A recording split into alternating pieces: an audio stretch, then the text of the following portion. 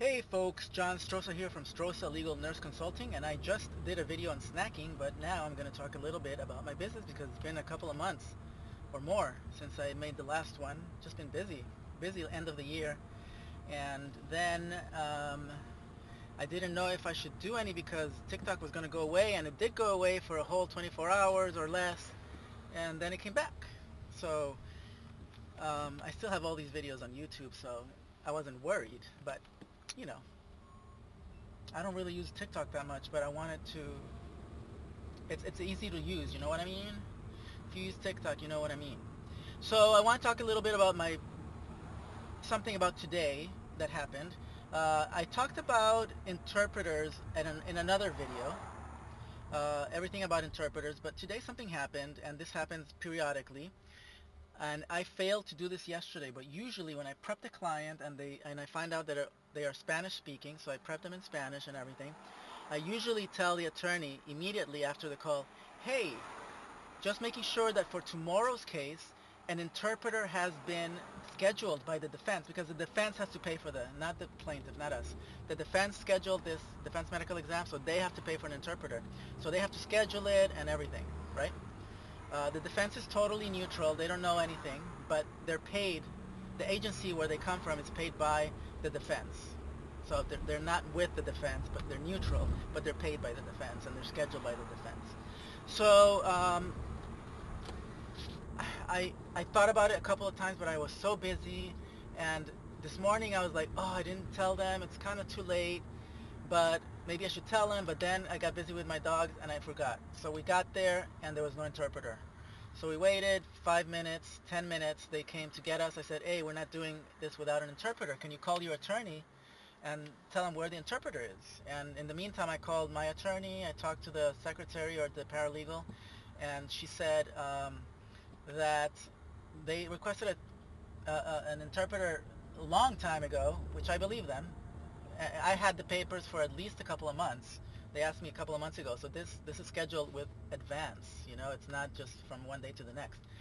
So we got, after about 20 minutes, the defense got back to say we can't find any request for any interpreter anywhere in any of the emails or anything. They'll say that, you know, whatever. After calling and telling them, hey, if worse comes to worse, I will interpret because I speak perfectly fluently in Spanish, but it's not my job to do it. You know, I'm not getting paid extra to do it. Plus, I have to write notes of everything that's happening and make sure that the doctor is doing what he's supposed to and not doing what he's not supposed to, and making sure that you know, the recording is okay and what times this happened and what time. So it's not like I can interpret and do it again. You know, I mean, along with everything I'm doing. So there's usually an interpreter, but I was saying, hey, I drove 50 minutes to come here. The client had to drive from San Bernardino, so it's an hour and a half.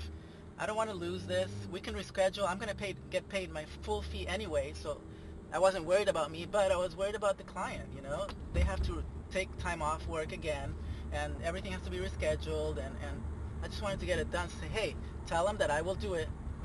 I am perfectly fluent in Spanish, but I'm not a certified interpreter.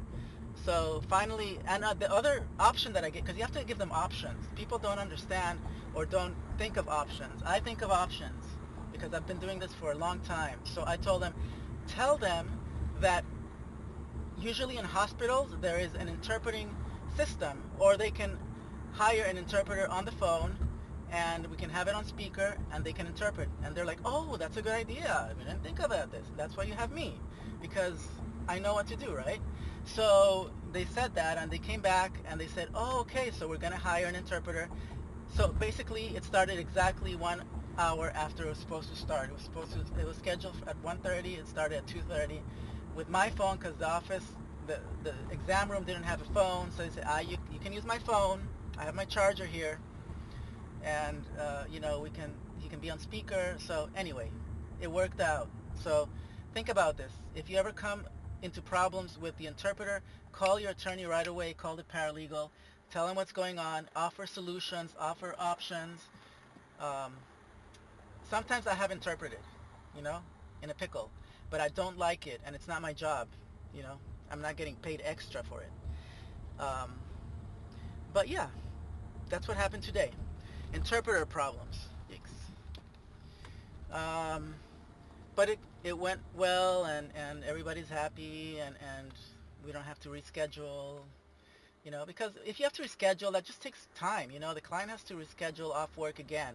A lot of these people, their jobs are precarious, and whenever they can work, they work, so it's, for me, I may have another case, and then I'll have to get somebody else to do it for me or hire somebody, so it just creates problems. So you want to do it as much.